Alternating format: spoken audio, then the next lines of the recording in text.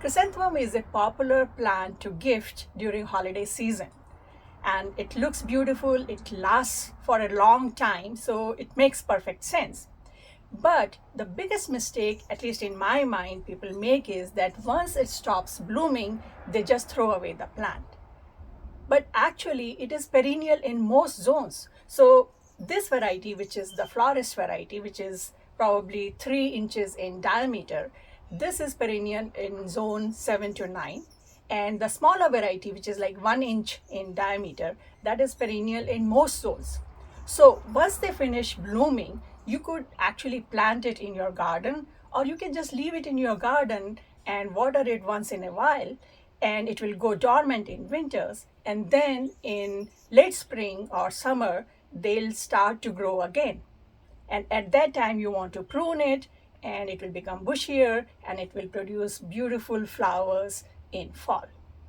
Hi, this is Ruchi, and let me show you how I maintained this particular plant, which has been with me for 6 years, and it keeps producing same beautiful flowers year after year. Once it finishes blooming, don't throw it away. Just leave it in your garden somewhere. I leave it in the container, but if you want, you can also plant it in the ground and then just keep watering it once in a while. It goes dormant, so it doesn't need much. And then in late spring, you want to prune it down to maybe 6 inches from the bottom. So that will promote growth from the bottom. It will become bushier, and then it will have many more branches and many more flowers. And when you cut it down, you can actually take those trimmings, stick them in another container with general purpose potting soil mix, water it, cover it, give it humidity, take it indoors, and in 4 weeks that will grow roots and you will have many more plants. That's what I do. In spring, I cut it short, I take those trimmings, stick them in a container, and within few months I have new plants.